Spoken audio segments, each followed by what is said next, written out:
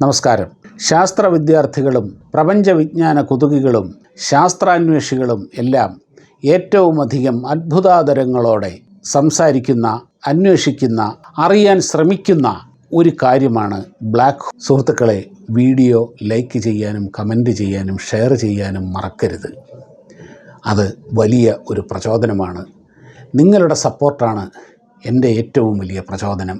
Black hole എന്നത് നക്ഷത്ര പരിണാമത്തിലെ, stellar ഇവല്യൂഷനിലെ ഒരു നക്ഷത്രത്തിൻ്റെ ജനനം മുതൽ മരണം വരെ ഉള്ള ആ ഘട്ടത്തിലെ ഏറ്റവും അവസാനത്തെ ഘട്ടമാണ് ബ്ലാക്ക് ഹോൾ എന്നത്. എന്നാൽ എല്ലാ നക്ഷത്രങ്ങളും ബ്ലാക്ക് ഹോളായി മാറുമോ? എല്ലാ നക്ഷത്രങ്ങളും ബ്ലാക്ക് ഹോളായി മാറില്ല. വളരെയധികം മാസ്സുള്ള നക്ഷത്രങ്ങൾ മാത്രമേ ബ്ലാക്ക് ഹോളായി പരിണമിക്കുകയുള്ളൂ. നമ്മുടെ സൂര്യനെ പോലെയുള്ള നക്ഷത്രങ്ങളൊന്നും ഒരിക്കലും ബ്ലാക്ക് ഹോൾ ആവില്ല. എങ്ങനെയാണ് നക്ഷത്രം ഉണ്ടാകുന്നത്? ഈ പ്രപഞ്ചത്തിൽ അവിടെവിടെയായി അടിഞ്ഞുകൂടിയിരിക്കുന്ന പൊടിപടലങ്ങളും വാതക പടലങ്ങളും ഏതെങ്കിലും ഒരു ഗുരുത്വ ബിന്ദുവിനെ കേന്ദ്രീകരിച്ചുകൊണ്ട് ചുരുങ്ങാൻ തുടങ്ങുമ്പോഴാണ് അവിടെ ഒരു നക്ഷത്രത്തിൻ്റെ ഈറ്റുനോവ് ആരംഭിക്കുന്നത്. അങ്ങനെ മില്യൺ കണക്കിന്, ലക്ഷക്കണക്കിന് വർഷങ്ങൾ ആ ഒരു പോയിന്റിനെ ബേസ് ചെയ്ത് ഈ പൊടിപടലങ്ങളും ഈ വാതകങ്ങളും ഇങ്ങനെ ചുറ്റാൻ തുടങ്ങി. അതുള്ളിലേക്ക് ചുരുങ്ങാൻ തുടങ്ങും ഗുരുത്വാകർഷണം കാരണം. അങ്ങനെ ചുരുങ്ങി ഒരു ഘട്ടം എത്തുമ്പോൾ ഇതിൻ്റെ ഉള്ളിലെ താപനില വളരെയധികം കൂടുകയും അതിൻ്റെ ഉള്ളിലെ ഹൈഡ്രജൻ ആറ്റങ്ങൾ പരസ്പരം ഫ്യൂസ് ചെയ്ത് ചേർന്ന് ഹീലിയമായി മാറുന്ന തെർമോ ന്യൂക്ലിയർ അഥവാ ന്യൂക്ലിയർ ഫ്യൂഷൻ പ്രവർത്തനം ആരംഭിക്കുകയും ചെയ്യുമ്പോഴാണ് ഒരു നക്ഷത്രത്തിൻ്റെ ജനനം പൂർണ്ണമാകുന്നത്. ആ ഘട്ടം മുതൽ നക്ഷത്രം പുറത്തേക്ക് വൻതോതിൽ ഊർജം വമിപ്പിക്കാൻ തുടങ്ങും. അങ്ങനെ പുറത്തേക്കുള്ള ഊർജപ്രവാഹവും അകത്തേക്കുള്ള ഗ്രാവിറ്റേഷണൽ കൺട്രാക്ഷൻ, ഗുരുത്വാകർഷണം മൂലമുള്ള ചുരുങ്ങലും, ഇത് രണ്ടും കൂടി കൃത്യമായൊരു ബാലൻസിലെത്തി ആ ഒരവസ്ഥയിൽ നക്ഷത്രം ലക്ഷക്കണക്കിന് വർഷങ്ങൾ, കോടിക്കണക്കിന് വർഷങ്ങൾ നിലനിൽക്കും. ആ അവസ്ഥയിലാണ് ഇപ്പോൾ നമ്മുടെ സൂര്യൻ ഉള്ളത്. അങ്ങനെ കുറേ ബില്യൺ വർഷങ്ങൾ കഴിയുമ്പോൾ, ലക്ഷക്കണക്കിന് കോടിക്കണക്കിന് വർഷങ്ങൾ കഴിയുമ്പോൾ, ഇപ്പോൾ സൂര്യൻ 500 കോടി വർഷം പിന്നിട്ട് കഴിഞ്ഞു. ഇനിയും ഒരു 500 കോടി വർഷം കൂടി സൂര്യൻ ഇങ്ങനെ തന്നെ ജ്വലിച്ച് നിൽക്കും. അപ്പോൾ ഇതിൻ്റെ ഉള്ളിലെ ഹൈഡ്രജൻ തീരും. ഹൈഡ്രജൻ മുഴുവൻ ഹീലിയമായി മാറിയിട്ടുണ്ടാകും. ആ ഘട്ടത്തിൽ പുറത്തേക്കുള്ള ഊർജപ്രവാഹം നിൽക്കുമ്പോൾ നക്ഷത്രത്തിൻ്റെ ബാലൻസ് നഷ്ടപ്പെടും. അത് വീണ്ടും ഉള്ളിലേക്ക് ചുരുങ്ങാൻ തുടങ്ങും. സൂര്യനെ പോലെയുള്ള നക്ഷത്രങ്ങൾ അങ്ങനെ ചുരുങ്ങി ഒരു ഘട്ടത്തിലെത്തി വൈറ്റ് ഡ്വാർഫ് അഥവാ വെള്ളക്കൊള്ളൻ എന്ന അവസ്ഥയിലെത്തി. ആ സൂര്യനെ പോലെയുള്ള നക്ഷത്രങ്ങളുടെ ജീവിതം എന്നേക്കുമായി അവസാനിക്കും. എന്നാൽ വലിയ മാസ്സുള്ള നക്ഷത്രങ്ങൾ, വൻ മാസ്സുള്ള, സൂര്യനേക്കാൾ 10-20 ഇരട്ടി വലിപ്പമുള്ള നക്ഷത്രങ്ങൾ, ആ നക്ഷത്രങ്ങളുടെ പരിണാമം ഒരിക്കലും ഇങ്ങനെയല്ല. അത് വൈറ്റ് ഡ്വാർഫ് എന്ന അവസ്ഥയിൽ അതിൻ്റെ ഉള്ളിലേക്കുള്ള ചുരുങ്ങൽ നിൽക്കില്ല. കാരണം അതിൻ്റെ ഗുരുത്വാകർഷണം അത്ര ഭീകരമാണ്. അത് വീണ്ടും ഉള്ളിലേക്ക് ചുരുങ്ങി അങ്ങനെ ചുരുങ്ങി വലിയ മാസ്സുള്ള ഒരു നക്ഷത്രം, ലക്ഷക്കണക്കിന് കിലോമീറ്റർ വ്യാസമുണ്ടായിരുന്ന നക്ഷത്രം അവസാനം ഒരു ഏതാനും കിലോമീറ്ററുകൾ മാത്രമുള്ള ഒരവസ്ഥയിലേക്ക് എത്തും. നമുക്ക് ആലോചിക്കാവുന്നേ. വലിയ ഒരു ഫുട്ബോൾ നമ്മൾ ഞെക്കി ഒരു കടുകുമണിയോളമാക്കുന്നു എന്ന് വിചാരിക്കുക. അതുപോലെ തന്നെ അതിൻ്റെ മാസ് ഒട്ടും കുറയാതെ തന്നെ ഇങ്ങനെ കൊണ്ടുവരുമ്പോൾ ഇതിന് അപാരമായ ഗുരുത്വാകർഷണമുണ്ടാകും. ഇപ്പോൾ ഉദാഹരണത്തിന് ഭൂമി, ഇപ്പം ഏതാണ്ട് 6500 കിലോമീറ്ററാണ് ഭൂമിയുടെ റേഡിയസ് എന്ന് പറയുന്നത്. ഈ ഭൂമിയെ ചുരുക്കി ഒരു ഓറഞ്ചിൻ്റെ വലിപ്പത്തിൽ എത്തിച്ചു എന്ന് വിചാരിക്കുക. നമ്മൾ ഞെക്കി ഉള്ളിലേക്ക് അങ്ങനെ എത്തുമ്പോൾ ഈ ഭൂമിയുടെ ഗുരുത്വാകർഷണം ഇപ്പോഴുള്ളതിൻ്റെ 1000കണക്കിന് മടങ്ങ് കൂടുതലായിരിക്കും. ഇതെങ്ങനെയാണ് സംഭവിക്കുക എന്ന് നിങ്ങൾക്കൊരു സംശയം തോന്നുന്നുണ്ടാവും. നമുക്ക് അതിലേക്ക് പോകാം. എങ്ങനെയാണ് ഈ ചുരുങ്ങുമ്പോൾ, വലിപ്പം കുറയുമ്പോൾ പ്രപഞ്ച വസ്തുക്കളുടെ ഗുരുത്വാകർഷണം കൂടുന്നത് എന്ന് ഇത് ഒന്ന് ശ്രദ്ധിച്ച് കേൾക്കുക.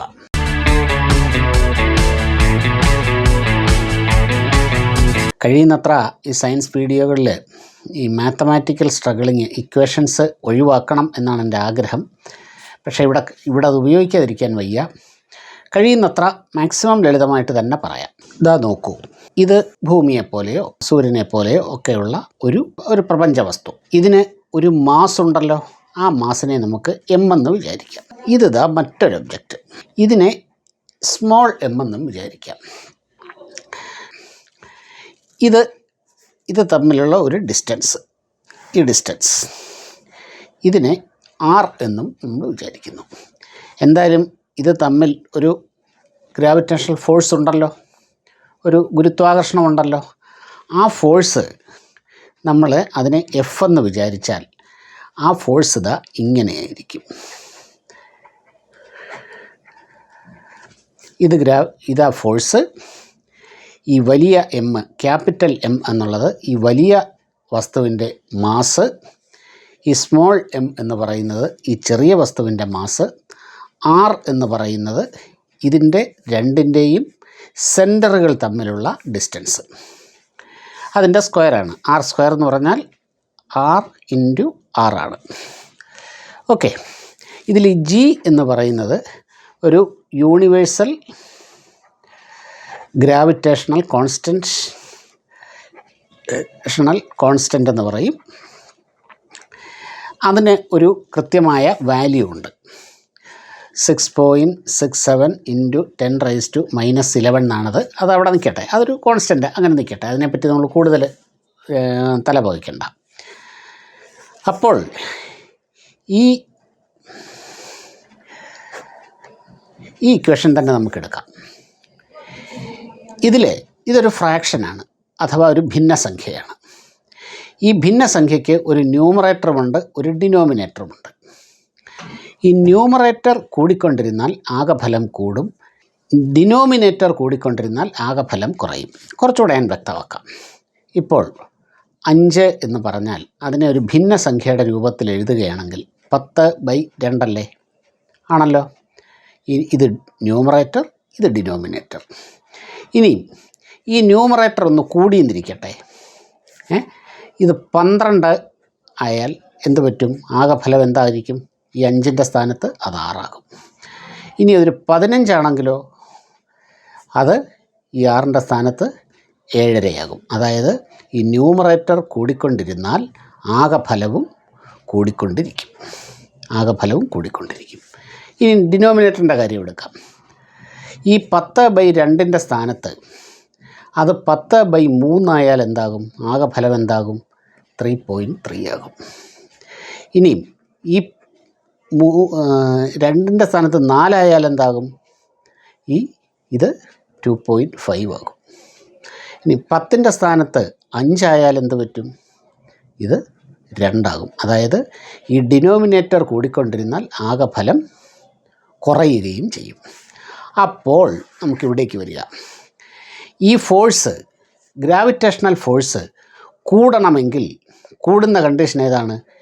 ഈ മാസിൽ ഏതെങ്കിലും ഒന്ന് കൂടിയാൽ ഈ ഫോഴ്സ് കൂടും. ഈ 6 എന്നുള്ളത് കുറയുമ്പോഴാണ് ഫോഴ്സ് കൂടുന്നത്. ഇതാ കണ്ടില്ലേ? അപ്പോൾ ഈ 6 കൂടുമ്പോൾ ഫോഴ്സ് കുറയും, 6 കുറയുമ്പോൾ ഫോഴ്സ് കൂടും. സിമ്പിളായിട്ട് പറഞ്ഞാൽ 2 വസ്തുക്കൾ എത്രത്തോളം അടുത്തിരിക്കുന്നോ അത്രത്തോളം അത് തമ്മിലുള്ള ആകർഷണബലം കൂടുതലായിരിക്കും. എത്രത്തോളം അകന്നിരിക്കുന്നോ അത്രത്തോളം ആകർഷണബലം കുറവുമായിരിക്കും. ഇത്രയും നമുക്ക് മനസ്സിലായി. ഇനി ഇപ്പോൾ ഇതാണ് ആ ഒബ്ജക്റ്റ്. ഇത് തമ്മിലുള്ള അകലം കുറഞ്ഞ് ഇതിൻ്റെ സർഫസിൽ ഇവിടെ എത്തിയെന്നിരിക്കട്ടെ. അപ്പോഴും അവിടെ ഒരു ഡിസ്റ്റൻസ് ഉണ്ട് ഇല്ലേ? സെൻറ്ററുകൾ തമ്മിലുള്ള ഡിസ്റ്റൻസ് ഉണ്ട്. 6 കുറഞ്ഞു. അപ്പോൾ ഇവിടെ ഫോഴ്സ് വളരെ കൂടുതലായിരിക്കും. അതായത് ഈ മാറ്ററിൻ്റെ ഗ്രാവിറ്റേഷണൽ ഫോഴ്സ് വളരെ കൂടുതലായിരിക്കും. ഇനിയൊന്ന് വിചാരിക്കുക, ഇതിൻ്റെ മാസ് കുറയാതെ തന്നെ ഇത് ഉള്ളിലേക്ക് അങ്ങ് ഒതുങ്ങി എന്ന് വിചാരിക്കുക. ഇത്രയും വലിപ്പമുള്ളത് ഇത്രയും വലിപ്പമായി. അപ്പം ഇത് കുറച്ചുകൂടെ അടുത്ത് വന്നു. ഈ 6 വീണ്ടും കുറഞ്ഞു. അപ്പോൾ ഈ ഫോഴ്സ് വീണ്ടും കൂടും. ഫോഴ്സ് വീണ്ടും കൂടിക്കൊണ്ടിരിക്കും. അത് വീണ്ടും അകത്തേക്ക് വന്നു. ഈ 6 വീണ്ടും കുറഞ്ഞു. അപ്പോൾ ആ ഫോഴ്സ് അതിനേക്കാൾ അപ്പുറത്തേക്ക് പോകും. അങ്ങനെ മാസ് കുറയാതെ ഇപ്പോൾ ഭൂമിയെ പോലെയോ അല്ലെങ്കിൽ ഒരു നക്ഷത്രത്തിനെ പോലെയോ ഒരു ഗോളത്തിനെ ഉള്ളിലേക്ക് ഇങ്ങനെ ഞെക്കി അകത്തേക്ക് കൊണ്ടുവന്ന് കോൺസെൻട്രേഷൻ കൂട്ടി ഇതിൻ്റെ ടോട്ടൽ വോളിയം കുറച്ച് കൊണ്ടുവരിക എന്ന് സങ്കല്പിക്കുക. അപ്പോഴെന്താ പറ്റുക? മാസ് കുറയില്ല, എന്നാൽ ഇതിൻ്റെ കോൺസെൻട്രേഷൻ കൂടും, വലിപ്പം കുറയും, ഫോഴ്സ്, ഗ്രാവിറ്റേഷണൽ ഫോഴ്സ് കൂടിക്കൊണ്ടേയിരിക്കും. ഇതാണ് ഈ ഗ്രാവിറ്റിയുടെ ഒരു അടിസ്ഥാന തത്വം എന്ന് പറയുന്നത്. ഇനി മറ്റൊന്നെടുക്കാം. എല്ലാ ഫോഴ്സിനും, എല്ലാ ഗ്രാവിറ്റേഷണൽ ഒബ്ജക്റ്റിനും എസ്കേപ്പ് വെലോസിറ്റി എന്ന് പറയുന്നൊരു സംഭവമുണ്ട്. നമുക്കറിയാം എന്താണ് എസ്കേപ്പ് വെലോസിറ്റി എന്ന് പറയുന്നത്. The velocity needed to escape from the gravitational field of the object. അതായത് ഈ ഒബ്ജക്റ്റിൻ്റെ ഗുരുത്വാകർഷണത്തിൽ നിന്ന് രക്ഷപ്പെടാൻ എത്ര വെലോസിറ്റി ആവശ്യമാണോ ആ വെലോസിറ്റിയെയാണ് എസ്കേപ്പ് വെലോസിറ്റി എന്ന് പറയുന്നത്. ഇപ്പോൾ ഭൂമിയുടെ ഗുരുത്വാകർഷണത്തിൽ നിന്ന് രക്ഷപ്പെടാൻ വേണ്ട ആ വെലോസിറ്റിയാണ് 11.2 കിലോമീറ്റേഴ്സ് പെർ സെക്കൻഡ് എന്ന് വെച്ച് കഴിഞ്ഞാൽ ഒരു സെക്കൻഡിൽ 11.2 കിലോമീറ്റർ. ഭൂമിയുടെ ഇപ്പോഴത്തെ അവസ്ഥ ഈ പറഞ്ഞ പോലെ ഭൂമിയെ നമ്മൾ കുറച്ചെന്നകത്തേക്ക് ചുരുക്കുന്നു എന്ന് വിചാരിക്കുക. ഈ ഭൂമിയുടെ വലിപ്പം മാസ് കുറയാതെ തന്നെ ഇപ്പോഴുള്ളതിൻ്റെ പകുതിയായാൽ ഭൂമിയുടെ എസ്കേപ്പ് വെലോസിറ്റി എന്ന് പറയുന്നത് ഏതാണ്ട് 60 കിലോമീറ്റർ പെർ സെക്കൻഡായി മാറും. അങ്ങനെ ഈ എത്ര വലിപ്പം കുറയുന്നോ, എത്ര റേഡിയസ് കുറയുന്നോ അത്രത്തോളം ഈ എസ്കേപ്പ് വെലോസിറ്റി കൂടിക്കൊണ്ടിരിക്കും, ഗ്രാവിറ്റേഷണൽ ഫോഴ്സും കൂടിക്കൊണ്ടിരിക്കും. അങ്ങനെ നക്ഷത്രങ്ങളിലെത്തി. ഈ നക്ഷത്രങ്ങൾ ചുരുങ്ങി ഒരു 5-10 കിലോമീറ്റർ, ലക്ഷക്കണക്കിന് കിലോമീറ്റർ വ്യാസമുണ്ടായിരുന്ന നക്ഷത്രം ഒരു ചെറിയ വലിപ്പത്തിലെത്തി, 8-10 കിലോമീറ്റർ വലിപ്പത്തിലെത്തി എന്ന് വിചാരിക്കുക. അപ്പോൾ അതിൻ്റെ ഗ്രാവിറ്റേഷൻ എന്ന് പറഞ്ഞാൽ അതിഭീകരമായിരിക്കും, സംശയമില്ലല്ലോ.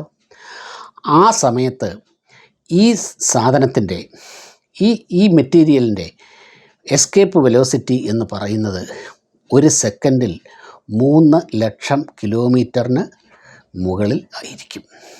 3 ലക്ഷം കിലോമീറ്ററിന് മുകളിൽ. അങ്ങനെ 3 ലക്ഷം കിലോമീറ്ററിന് മുകളിൽ എസ്കേപ്പ് വെലോസിറ്റി എത്തിയാൽ എന്തു ചെയ്യും? ഈ 3 ലക്ഷം കിലോമീറ്ററിന് മറ്റൊരു പ്രത്യേകതയുണ്ട്. ഇത് ലൈറ്റിൻ്റെ വെലോസിറ്റിയാണ്. Velocity of ലൈറ്റാണത്. ആ 3 ലക്ഷം കിലോമീറ്ററിന് അപ്പുറത്തേക്ക് പ്രകാശത്തിന് സഞ്ചരിക്കാനാവില്ല.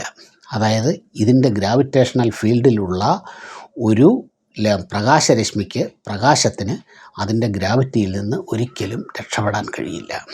അതുകൊണ്ടാണ് ബ്ലാക്ക് ഹോളിനുള്ളിൽ നിന്ന് പ്രകാശം പുറത്തു വരാത്തത്.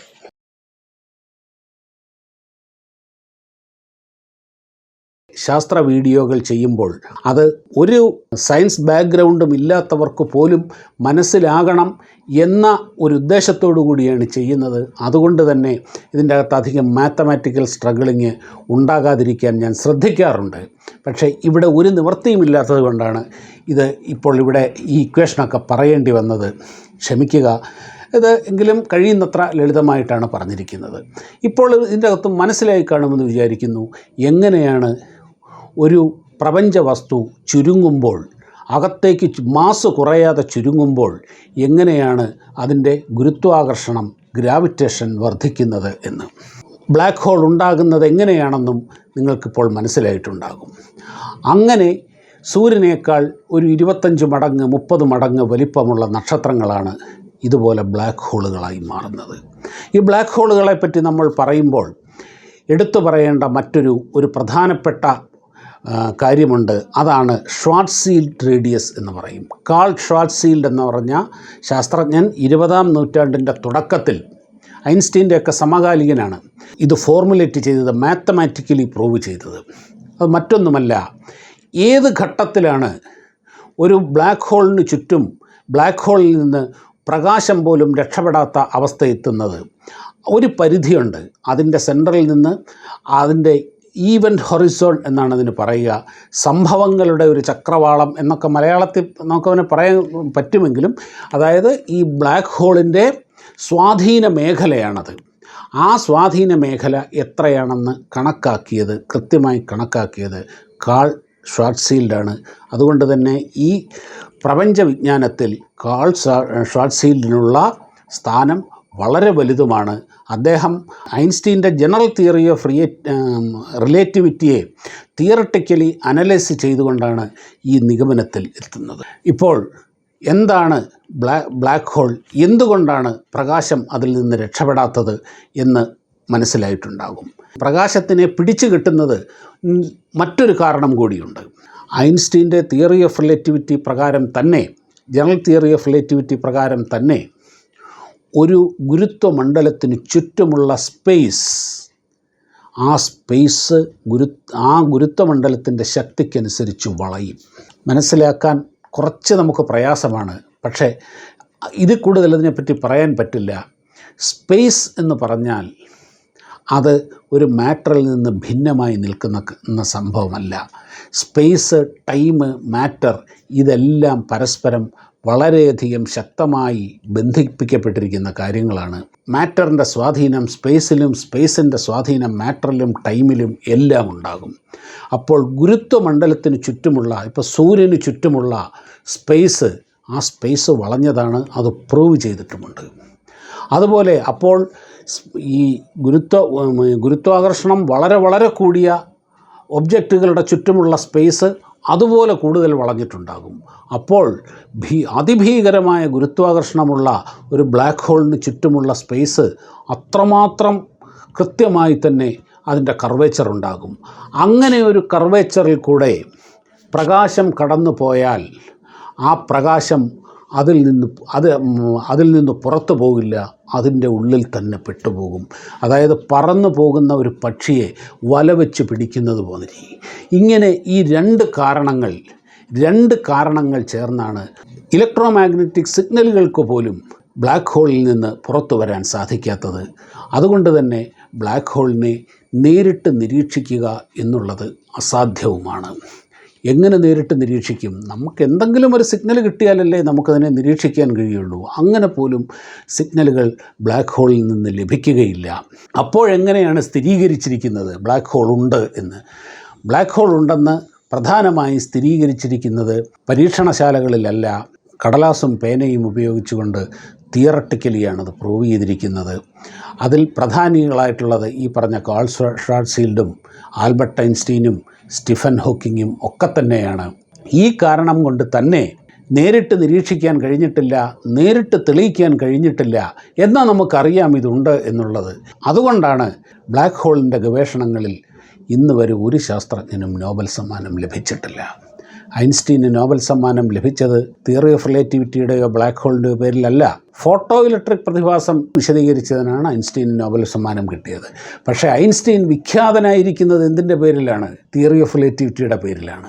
അതുപോലെ ഐൻസ്റ്റീന് ശേഷം ലോകം കണ്ട ഏറ്റവും മഹാനായ മാത്തമാറ്റീഷ്യനും ഫിസിസ്റ്റുമായിരുന്നു അടുത്ത കാലത്ത് അന്തരിച്ച സ്റ്റീഫൻ ഹോക്കിംഗ്. ആ സ്റ്റീഫൻ ഹോക്കിങ്ങിൻ്റെ ഗവേഷണ മേഖല കോസ്മോളജിയും ബ്ലാക്ക് ഹോളും പ്രപഞ്ചവിജ്ഞാനവും ഒക്കെ തന്നെയായിരുന്നു. അദ്ദേഹത്തിനും നോബൽ സമ്മാനം ലഭിച്ചിട്ടില്ല. കാരണം ബ്ലാക്ക് ഹോളിൻ്റെ സാന്നിധ്യം സംശയാതീതമായി തെളിയിക്കാൻ ഇന്ന് വരെ കഴിഞ്ഞിട്ടില്ല. അതുകൊണ്ട് തന്നെ നോബൽ സമ്മാനവും ലഭിച്ചിട്ടില്ല. അത് ഇനി കഴിയുമെന്നും വിശ്വാസമില്ല, തോന്നുന്നില്ല. എന്നാൽ ഇൻഡയറക്ട്ലി അത് പലയിടത്തും പ്രൂവ് ചെയ്തിട്ടുണ്ട്. കാരണം ബ്ലാക്ക് ഹോളിൻ്റെ സമീപമുള്ള നക്ഷത്രങ്ങൾ, അതിൻ്റെ ഷ്വാർട്ട്സീൽഡ് റേഡിയസിന് പുറത്തുള്ള നക്ഷത്രങ്ങളിൽ ഈ ബ്ലാക്ക് ഹോളിൻ്റെ സ്വാധീനം കാരണം ഉണ്ടാകുന്ന ചില സിഗ്നലുകൾ ഇവിടെ പിടിച്ചിട്ടുണ്ട്. ചില എക്സ്റേ സിഗ്നലുകളൊക്കെ കിട്ടിയിട്ടുണ്ട്. പക്ഷേ അത് ബ്ലാക്ക് ഹോളിൻ്റെ സാന്നിധ്യം കൊണ്ട് തന്നെയാണോ എന്ന കാര്യം 100% ഉറപ്പിച്ച് പറയാൻ സാധിക്കാത്തത് കൊണ്ട് നമുക്കിപ്പോഴും ബ്ലാക്ക് ഹോൾ ഒരു പിടികിട്ടാപ്പുള്ളിയായ പ്രപഞ്ചത്തിലെ ഒരു ഒറ്റയാനായി തുടരുകയാണ്. മറ്റൊരു വീഡിയോയുമായി കാണുന്നതുവരെ നമസ്കാരം.